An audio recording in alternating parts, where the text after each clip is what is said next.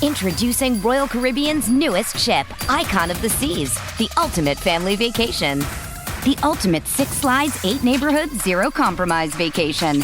The ultimate never done that, can't wait to do it vacation.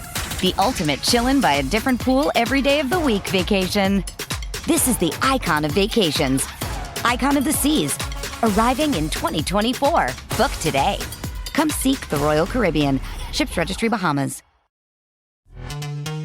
This episode is brought to you by Pepsi Wild Cherry. Pepsi Wild Cherry is bursting with delicious cherry flavor and a sweet, crisp taste that gives you more to go wild for. Getting wild may look different these days, but whether it's opting for a solo Friday binge watch or a big night out, everyone can indulge in their wild side with Pepsi Wild Cherry. Also available in 0 sugar. So grab a Pepsi Wild Cherry and get wild.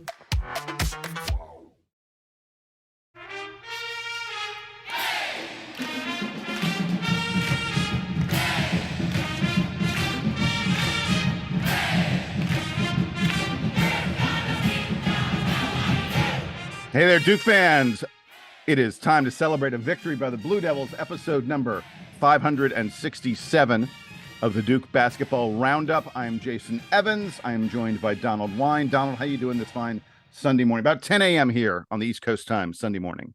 Doing great. We're back in the win column. But Jason, before we get started, I know this is the Duke Basketball Roundup, but I got to ask you, did you reach out to Shohei Ohtani? Because, you know, he can be the next sponsor of the show. Yeah, exactly. That is an outrageous. You know, it's funny. A couple days before, or I guess, you know, a day before Shohei Ohtani agreed to the contract, $700 million over 10 years with the Los Angeles Dodgers.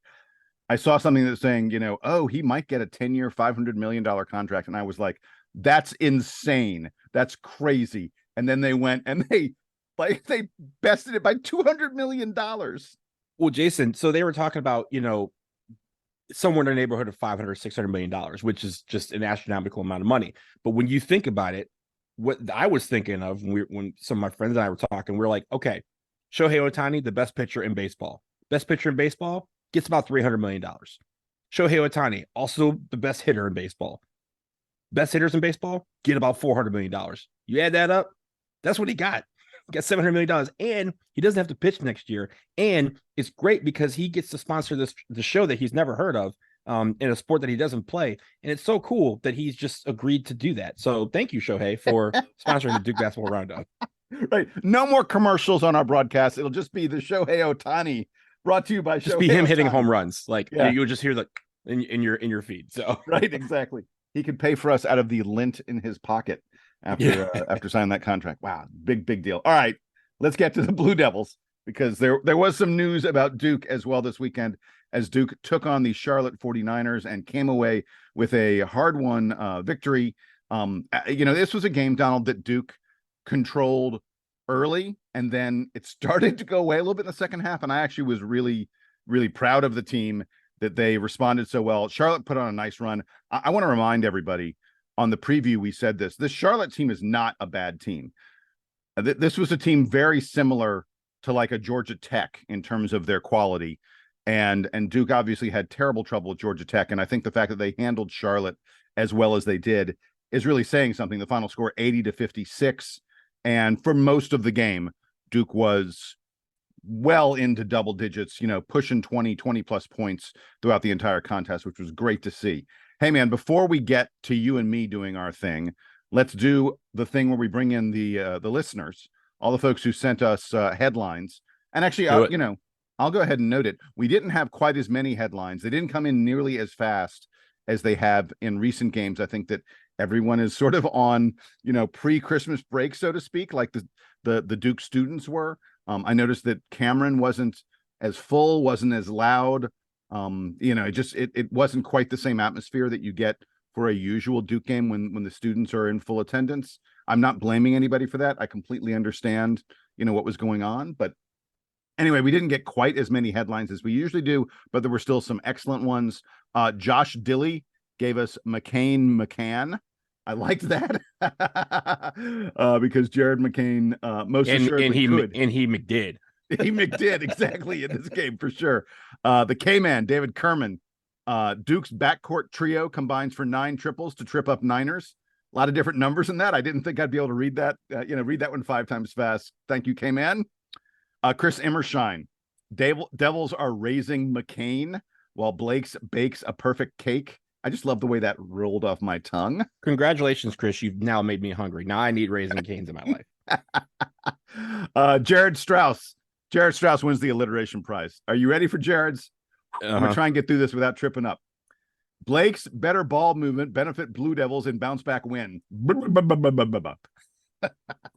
the last one I saw, Joseph Reed. Now, Joe Reed writes to us all the time, but he rarely.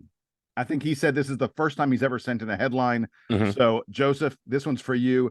He said, major win against the Miners. Duke shrugs off sluggishness against Charlotte.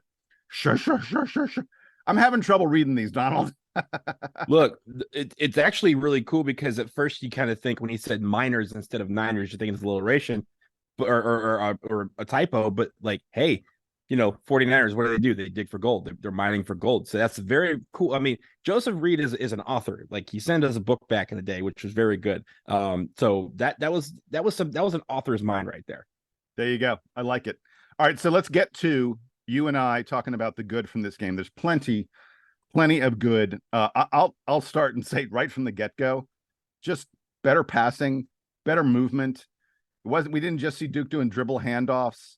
They created space by spreading things out a little bit. It allowed us to get into the lane.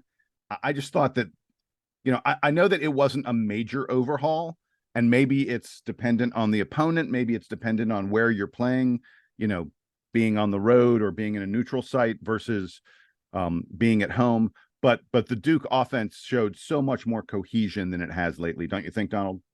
Yeah, absolutely. And I think, you mentioned at the beginning that a lot of people were kind of concerned early in that second half when the Charlotte started to kind of creep back into the game. But if you think about it, when you look at this whole game, it became 24-13 at the 10:40 mark in the first half. That's an 11-point lead. It never got lower than that the rest of the game. So even while we were in our mind kind of having PTSD and, oh no, we're starting off the second half kind of slow, it was very comfortable from this team the whole game. And it was because the cohesion was there. It's because, like you said, they moved the ball around quite well. We had a lot of guys, and Jason, this is something that we said in the preview that actually happened. We said that we wanted this team to figure out how to replace Tyrese Proctor without sacrificing the better part of themselves. And I think they did that very well. Our assist rate, 15 assists on 24 made baskets. I'm cool with that. That's a nice percentage right there. But also, these guys were shooting well. We shot 55% from three. We shot 50% from the floor. We shot almost 80% from the free throw line. We were doing the things that we need to do and picking up the responsibilities that Tyrese Proctor had, while, again, not sacrificing the good things that they already do that get them on the floor in the first place. So I'm very proud of the guys for, again, a week of practice and kind of honing in on what was missing and figuring out how to bring that out and make it where, again, it's great that we were back home in Cameron, but it's also great to get back the confidence that we were missing the past couple of weeks. Yeah, and you brought up that assist rate, 15 assists for Duke on 24 made baskets, a 62.5% assist rate. I want to also touch on something that I think almost was more important in this game, which is that Charlotte had 9 assists on 21 baskets for just a 42.9% assist rate. I mentioned this. The last couple opponents, the last 2 games that Duke has lost, Arkansas and Georgia Tech, we were giving up assists on like 70% of opponents made baskets. Just a huge number. And it was so refreshing to see the Duke defense doing a better job at preventing our opponent from getting easy shots. I mean, yeah, let's be clear. Charlotte did not have an outstanding shooting game, and they missed some shots that they will probably tell you they should make. But Duke's defense was just better at rotating, better at identifying, when to give help and when not to, better at switching, better at everything that gives up easy baskets. To be clear, we're not great at it yet. Deshaun Jackson of Charlotte had a few ridiculous thunder dunks. One of our listeners wrote to us and said, I wanted to check to see if there was a dent in the floor after one of those dunks because he threw it through so hard. But for the most part, compared to what we saw in previous games, I thought Duke's defense was considerably better at preventing Charlotte from getting easy shots. And I think that has been a huge problem for Duke lately that's gone a little, I don't want to say ignored, but people haven't noticed it the way they've been noticing the troubles on offense. I think the defense was also a problem, and it's worth noting Charlotte scored just 56 points in this game. That's 12 less than their season average. And Duke Sports Information tells me that every single team Duke has played this year, all 9 opponents, have failed to reach their season average in their game against Duke. So that, as much as our D has struggled, we're still not giving up a lot of points. So that's it. That's the number one goal of defense, right, Donald? Yeah, and it starts with defense, and it also starts with energy. And Jason, I'm going to call out one guy who I thought we're going to talk about a few guys, but I want to start with Jaylen Blakes, because Jaylen Blakes coming off the bench. Do it, baby. Do it. Yeah, Jaylen Blakes coming off the bench. Game. Jason, first of all, we'll get to the energy in a second. First of all, Jason, on the last podcast or whatever, you mentioned that while his energy is always there, that he was never going to be a main focal point or a huge contributor on offense. And of course, that's the day he listens to the podcast and decides to put up 15 points. So, Jason, thank 15 you. 15 points on perfect shooting, 5 of 5, including 3 of 3 from 3. And the last game, I was like, maybe he shouldn't take a couple consecutive 3-pointers from the corner. And he's burying them this game. He showed me. Jason, thanks for being a great motivator on the DBR podcast, because that's what we need. We need to motivate these guys however way we can. And it's clear that he listens, because he just said, oh, this Jason guy thinks I'm not going to score 15. I'm going to score 15, including a play that we'll talk about much later in the play of the game. But I think, again, not just the offense, but again, the defense. He brought that energy, and I think that contributed, because he was the first guy off the bench, and really we'll talk about the fact that he was the only guy that really got playing time off the bench. The other 3 guys that came off the bench combined for fewer minutes than Jaylen Blakes did. So the energy that he brings first off the bench contributed to the fact that I thought we were much better as a team in the beginning of the game. That slow start that has plagued us the last 3 weeks. We entered Jared McCain hits that 3 to start the game. It goes from there. And then when Jaylen Blakes enters the game, that energy continues. We reached the first media timeout, Jason. That was the first time we led at the under 16 media timeout since the LaSalle game. So it's been almost a month since we led. Are you kidding me, man? Come on. Yeah, I did that research, but the energy was there, the cohesion was there, the defense. Again, a lot of stuff that Jaylen Blakes does cannot be put on a stat sheet, but he was able to force guys into making bad decisions. It felt like the game was at ease very early on, because of the fact that Jaylen Blakes and the rest of the starters came in and had that mentality of, let's get the energy going. Let's keep this crowd into it, and let's make it where it's easy on ourselves and more difficult in Charlotte. They did that the whole game, but Jaylen Blakes, I thought, was a real catalyst from the energy department. Yeah. Well, and the other guy you have to call out, and we heard it in the headlines, Jared McCain. And I want to note that his mother, Gina, who says she listens to the podcast now. I met her a week ago. She says she now listens every so often. And she wrote to me. We texted with each other, and she wrote to me prior to the game, and she said, Jared is due for a big game. Gina, you were right. Career high 21 points for Jared McCain. You did that. Huh? Yeah. I said, that's what moms do. Exactly. She knew. No, career high 21 points for Jared. I thought that the thing that really pleased me, obviously hitting the 3-pointers was big, 3 of 7 on 3-pointers, and every single one of them looked like they were going to go down. But to me, the bigger thing was his aggression, taking the ball into the lane, taking those short, pull up kind of jumpers where he gets his man, twisting a whole bunch of different ways, and is eventually able to get what I think are very, very high percentage shots close to the basket inside of 10 feet. I think the fact that he is able to do that is why Jared McCain has a huge future in professional basketball. It's why Duke looks at Jared McCain as a guy who's potentially, future leading scorer for this team. The way he did in this game, scoring 21 points. I think you can see that kind of output from him more and more often. And I was just incredibly impressed with his decision making in this game, and his ability to get to the spots where he could be dangerous. This is what I thought we were going to get from Jared McCain all year, and it's only been very spotty up until now. I hope in 2 or 3 weeks or mid-January we're not again saying it's spotty from him. I hope that this game launches something that is going to continue. Not saying he's going to get 21 points every game, but more consistency is important. But in this one game, he was truly outstanding. And as much as I love Jaylen Blakes' play and Jeremy Roach, there are several guys who played really excellent in this ball game.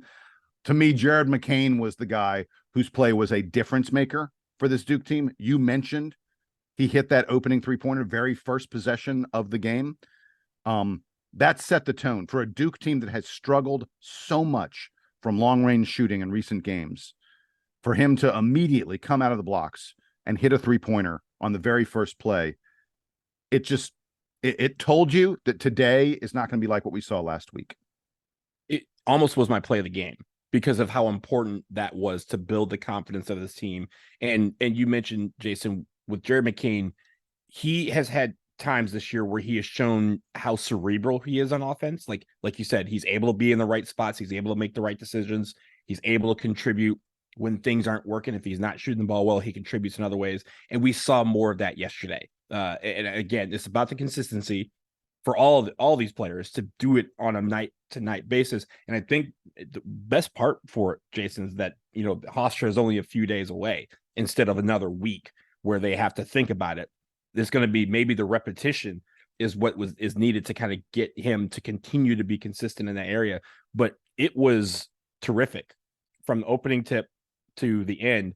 He, again, provided that energy, he provided the shooting, he provided the passing. And again, he took some of the responsibilities that Tyrese Proctor used to have and was able to apply without, again, having to give up something else of his game. He was able to drive the lane. He was able to pass the ball. He was able to shoot the ball. He did incredibly well yesterday. Hey, so someone else I want to shout out, and look, I don't want to forget Jeremy Roach, who I thought was outstanding again, and his three-point shooting, his ability to create for himself and for others has really, really been essential to this team in recent weeks. But I don't want to ignore Mark Mitchell. Mm-hmm. Mark Mitchell's a guy who a week ago was sent to the bench. He was taken out of the starting lineup, and his response to that was to have what I heard from sources. He had a really good week of practices. In this game, he ended up leading. He went back in the starting lineup. He led Duke in minutes played in this game. I'm not sure if you noticed that, but he had more time than anyone else on the team. And he repeatedly found a way to be dangerous. He was taking the ball to the hole, getting into the lane, getting fouled a ton. He takes 12 free throws in this game. That's a guy who's really getting to the line. And he missed some early. At one point, I think he was 2 of 6, but he finished 8 of 12. He cleaned it up later in the game. And I just thought if Mark Mitchell can be dangerous on offense, that elevates this Duke team in a very, very significant way, because he's such an effective defender. No matter what, when Mark Mitchell is struggling, he's still bringing defense to the table. So if he can be effective on offense, if he can grab some rebounds, he got some boards for us in this game as well. He picked up 5 rebounds, I think it was. It's such a bonus when he's taking that ball to the hoop and putting pressure on the opposition. He had a couple assists in this game, so he's also moving the ball around a little bit. I'm not saying it was like his best game or anything like that, but compared to what we've been getting from him lately, that was the Mark Mitchell that I need to see. Yeah, absolutely. I think what's the stat now? I think it's only been 2 games that we've lost when he has scored more than 10 points. Like, it's not that he needs to be the focal point of the offense, but him being involved in the offense really helps Duke go, because it gives another scoring option. It kind of takes the pressure off of the other guys on offense, and it's not that they're playing 4-on-5. And I think when it comes to Mark Mitchell, like you said, 12 points, 5 rebounds, 2 assists, 2 steals. He did so much in so many different areas, including defense. And I think that the one part about the struggles the last couple of weeks for him is that it's not necessarily his offense that's been struggling the most, has been his defense, because his defense is what fuels his offense.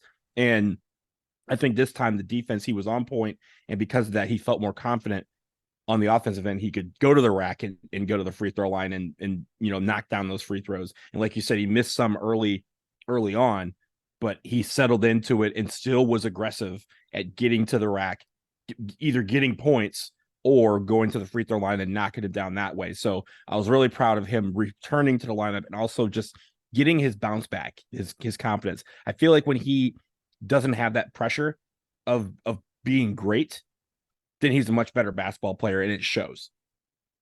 Yeah. Hey, the last thing I have in the good that I wanted to mention, 36-25, Duke wins the rebounding battle in this game. And look, we noted Charlotte's not a team that gets a lot of offensive rebounds, but they are a good defensive rebounding team. They're a very, very big club. Plenty of guys, 6'10" and up that are in that lineup. And very physical guards as well who can rebound. And this is a Charlotte team that usually does not give up many offensive rebounds. Not going to say that Duke killed them on the offensive boards, but Duke grabbed almost 35% of our missed shots, which is a good number. And again, to win the overall rebounding battle by 11, that's what you need to see for Duke against teams like this. And Kyle Filipowski, we're going to get to him in the bad, but I do want to mention that this is a guy who took care on the boards, 13 rebounds. Like Kyle had almost half as many rebounds as the entire Charlotte team combined. Mm-hmm. That's a good effort on his part. He was staying in there and he was battling. I know he was frustrated at his offense. It really, arguably offensively, this is the worst game Kyle Filipowski's had in his career. I should look back.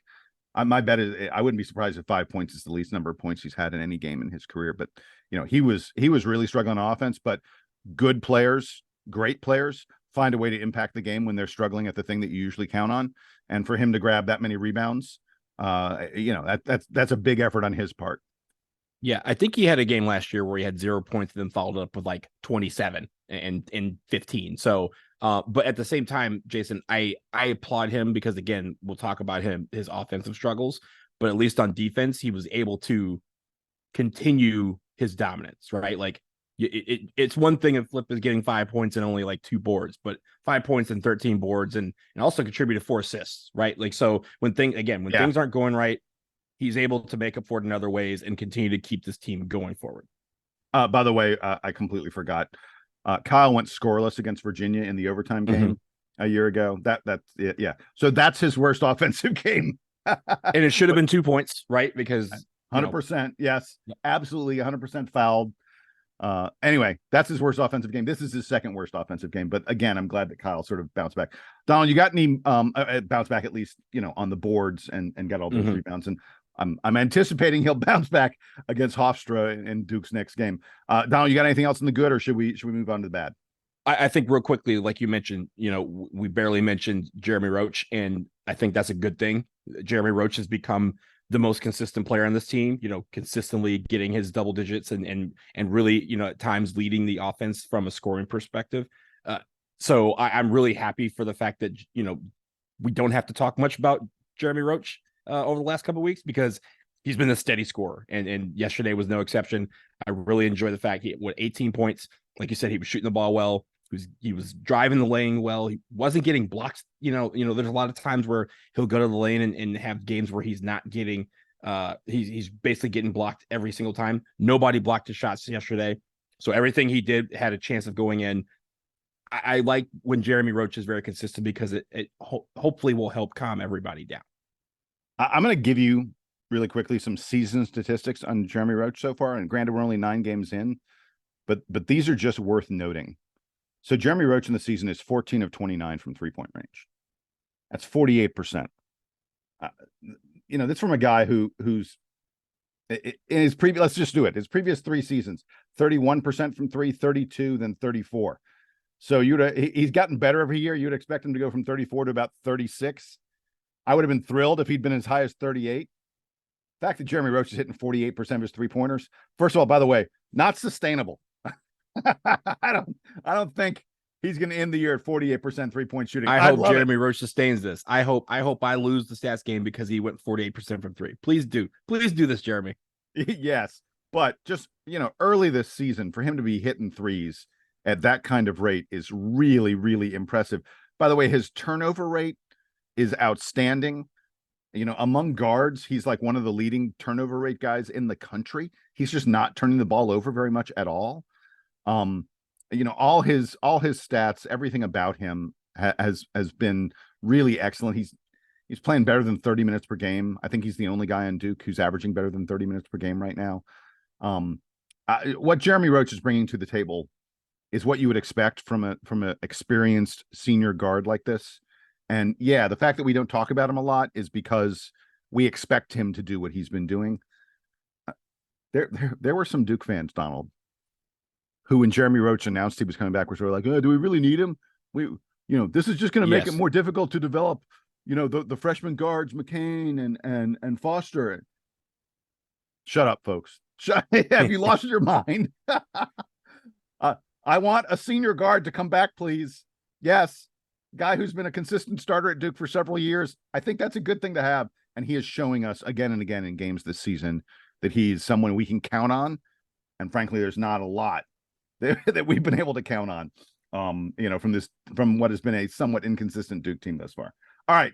With that, we're going to take a quick break. On the other side, not all good. A little bit of bad. Some things we got to talk about. I have a feeling Kyle Filipowski's name may come up. I have a feeling the bench may come up. I have a feeling block shots may come up. All that after the break.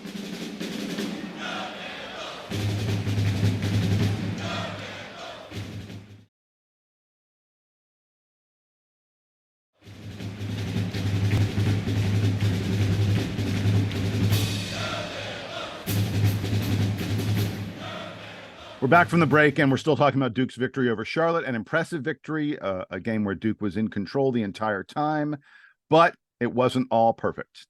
And Donald, I'm going to start our conversation about the bad with some of the bench guys, because you'll recall in the preview, we were talking about who's going to get the Tyrese Power minutes. Where are those? I'm sorry, Tyrese Proctor minutes. You can read my mind. You can tell where I'm going. Mm-hmm. Who's going to get the Tyrese Proctor minutes? And I said, I had two names. I said Jaylen Blakes. Boy, was I right about that. Jaylen Blakes, big minutes yesterday.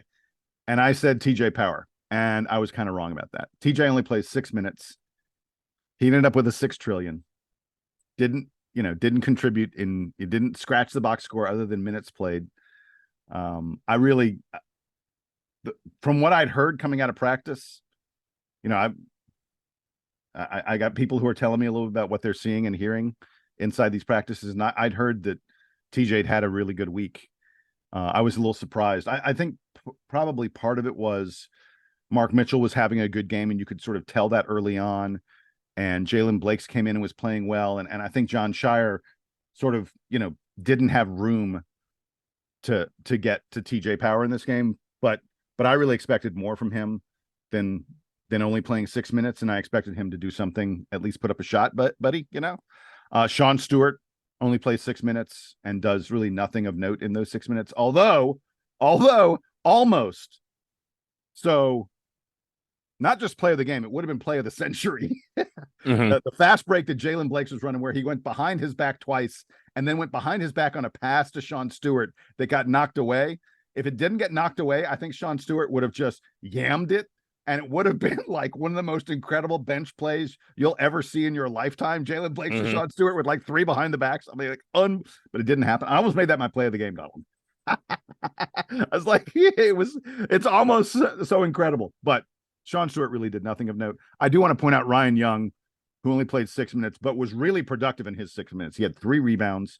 He blocked a shot. He had an offensive rebound that he turned into a bucket. Ryan didn't play a lot. It's clear. One of the things we mentioned in the preseason was, how much is Kyle going to play the 5? How much is going to play the 4? Kyle's almost exclusively playing the 5, where, you're seeing very few lineups where Ryan Young or Sean Stewart are in there with Kyle Filipowski. It just doesn't happen all that often.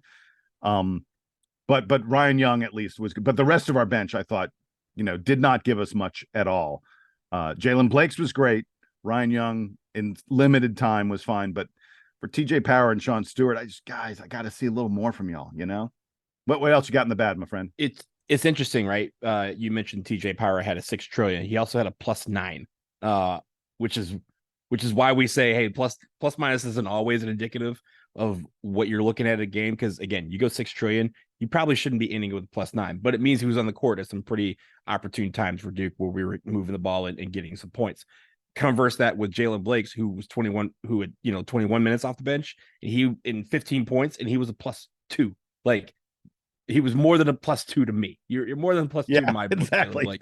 Like that's so it's interesting how those worked out. But again, I think at the end it was in essence a 6-man rotation, right? Like in the seventh man was just somebody who came in while somebody was spelled for a couple minutes for rest. It's not like we had foul trouble, which is good. We've had to deal with foul trouble where guys have had to play extended minutes off the bench.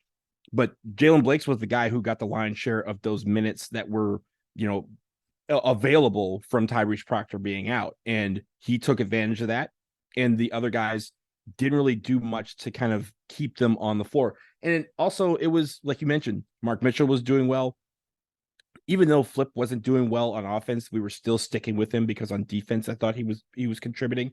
And so for those big men, there weren't a lot of, and guards I thought were playing very well. So there wasn't a lot of opportunities. It felt like, John Shire was like, hey, these guys are hot, let them cook. And because of that, there wasn't any room for these guys to also be chefs in the kitchen, so to speak. So that's going to change, right? Like this rotation is not set in stone. We've seen it change every single game based on who's hot and who's not. We have another game on Tuesday where these guys will have a chance to contribute. But I think, again, when it comes to TJ Power and Sean Stewart especially, they need to figure out how to keep themselves on the floor once they get onto the floor.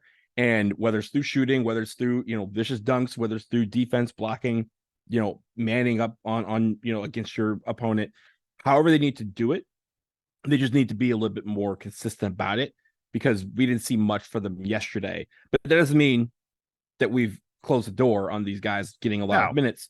This is something where they need to figure out, okay, what did I do, poorly in this game that I can get rid of in the next game?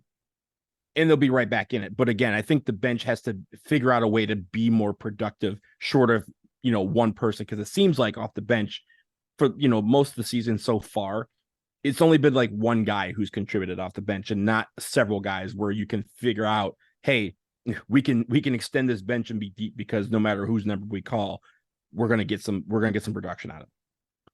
Yeah. So as we continue with the bad, I have to talk about the block shots and Duke's struggling inability to finish at the rim and in traffic, especially Kyle Filipowski.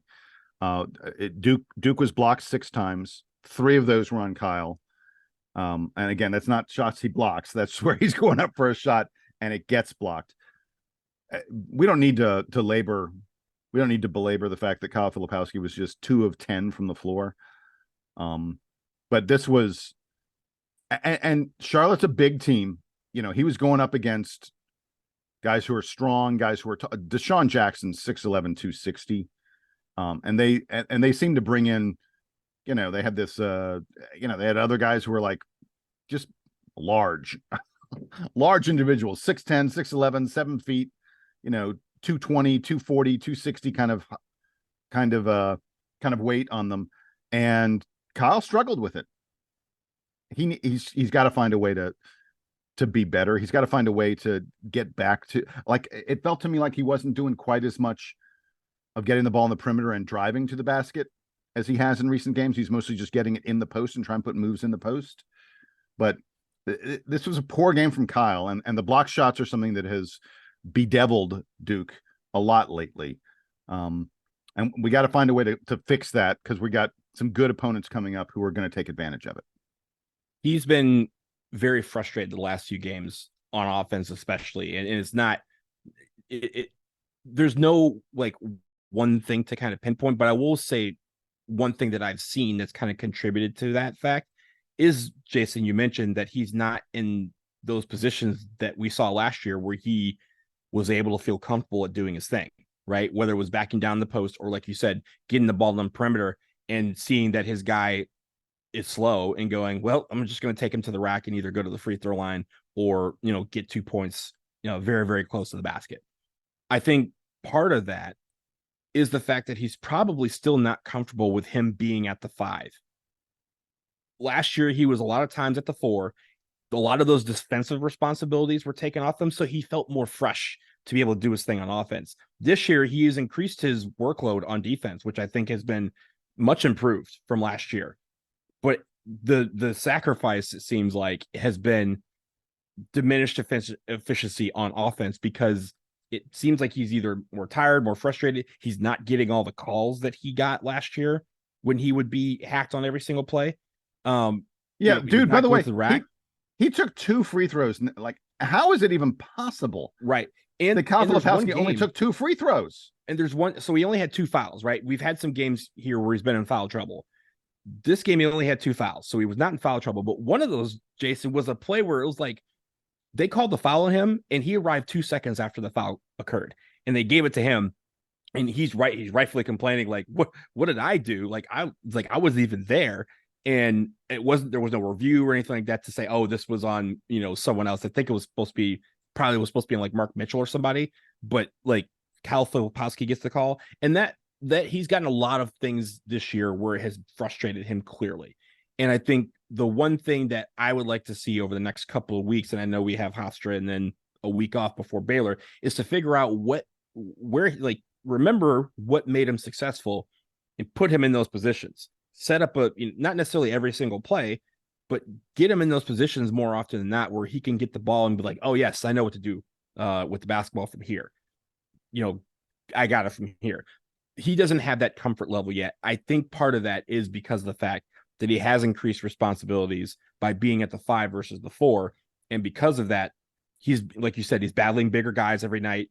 He's battling guys who are going to hack him, and it's almost when 2 7-footers are going at it, or 7-footer 6'10", and they're hacking each other.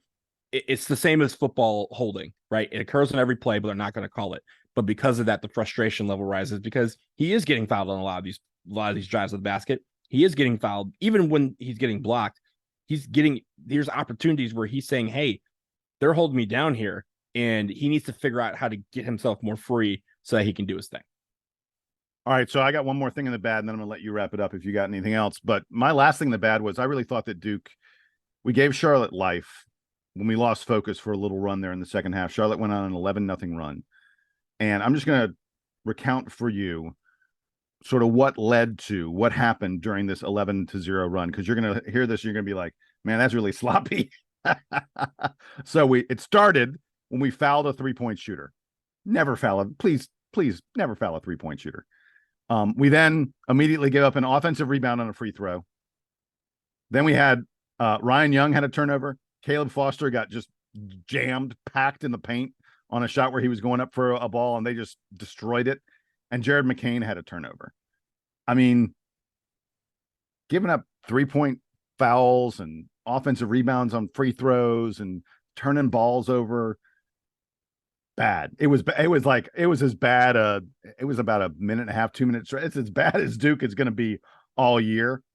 I do want to tip my cap to both Jeremy Roach and Jaylen Blakes, who saved us when it looked like that might continue to spiral. And they were the guys who got to the free throw line and stayed calm. Jaylen Blakes drew a charge. I'm gonna be honest with you. I don't think it was a charge under the new rules. They've changed the charge rules. Frankly, it was a charge a year ago. I don't think it was a charge this year, but they called it. I'll take it. Yeah, exactly. And that saved Duke, and it helped us to push the lead back out again. Not that 11 points you were ever like, oh no, we're gonna lose, but it kept Charlotte from getting more and more confidence and feeling like they had a chance in this game. So I guess it started with a bad, it turned into a good, but the bad was there was some very, very sloppy play at a moment when, I think the team does need to identify, okay, something's happening here. We need to buckle down a little bit. We need to make sure we get just the right shot. We need to hang on to the ball. And they didn't do that for a couple minutes, and it showed, and it let Charlotte back in the game that they were otherwise out of. Yeah, I think for those plays, or at least that stretch of basketball, I think the only reason why I use it as a cause, not necessarily for concern, but something to note, is that in an otherwise comfortable game, that was the part that was the most uncomfortable, right? Like I said, we were 11, we had a double-digit lead for 30 minutes of this basketball game.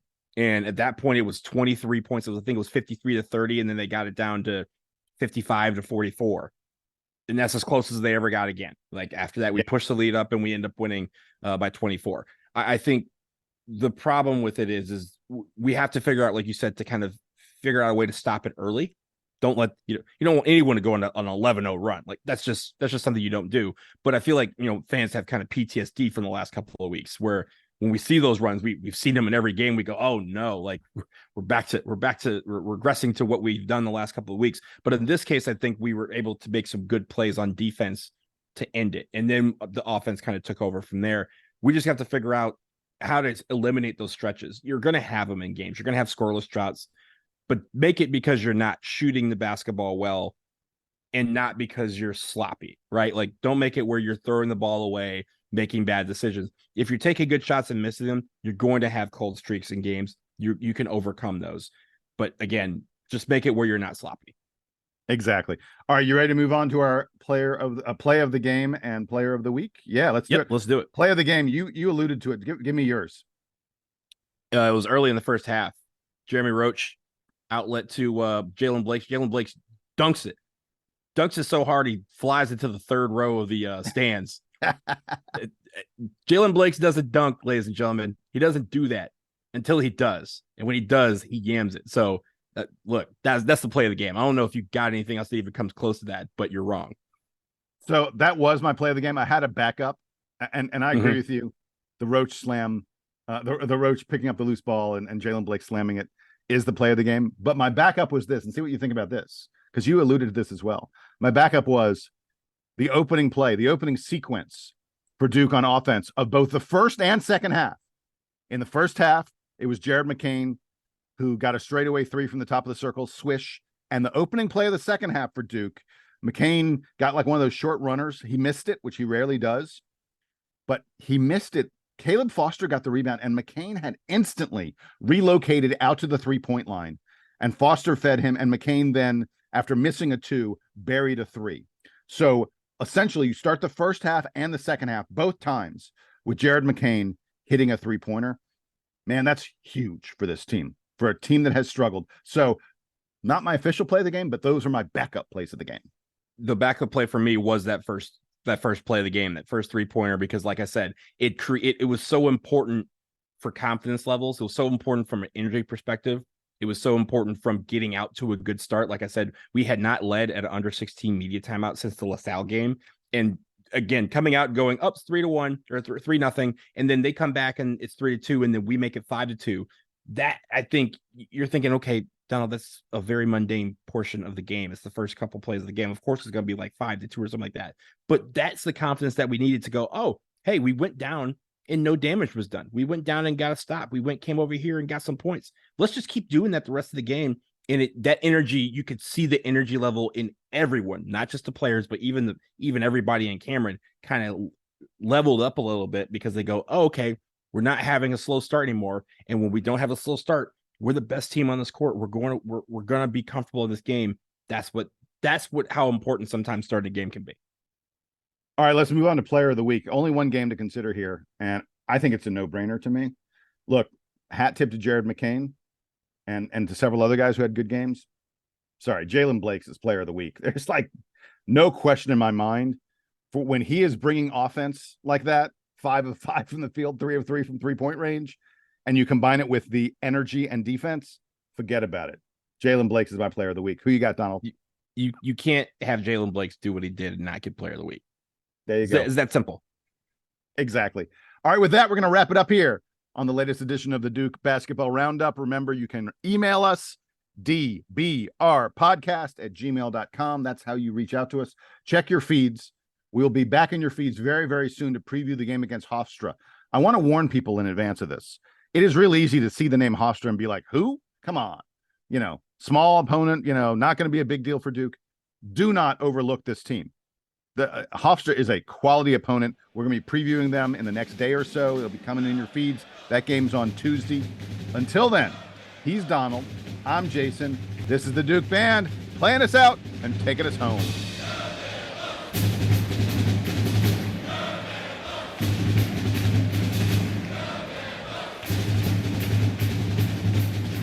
So the way I'm going to have to fix this. So I take all my notes. I have a different computer that I take all my notes and everything on. Mm-hmm. And then I come to this computer because for some reason, this computer records the audio better. Like I feel like the audio on the other computer, it just sounds a little bit like I'm in the water. In a box, yeah. So I like to record on this computer because it sounds so much better. So I usually use my Gmail. I just create a draft of an email and I dump all my notes in there, and then that's how I transfer my notes from one computer to the other. But for some reason today, when I transferred my notes, rather than them going across the screen, they're going up and down. Oh, that happened to me yesterday. I sent in soccer I have to send like all these lists of things that we need to bring into the stadium. So I usually just bullet point them and then send it, and it just appears as such. But when I sent it, I went back and checked because I was like, wait a minute, did I send that? It was like Saturday morning. So I went back and checked it, and it was all messed up. Like, it was not in bullet form. Like, the bullets were still there, but it was just like a paragraph instead of it being like a list of things. So I was like, oh, I know they're looking at this like, what did he do this morning? Because that's not normally how it looks. And now that you say that, it sounds like, because when I sent it, it was like that. And then Gmail just kind of took it. Just wait. I'm about to show you what my notes look like.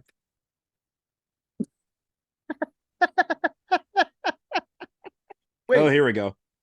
I see it now. That's a nice spreadsheet. I don't know. How did it do that? That's just crazy. Oh my God. Yeah, I don't know. So give me a second.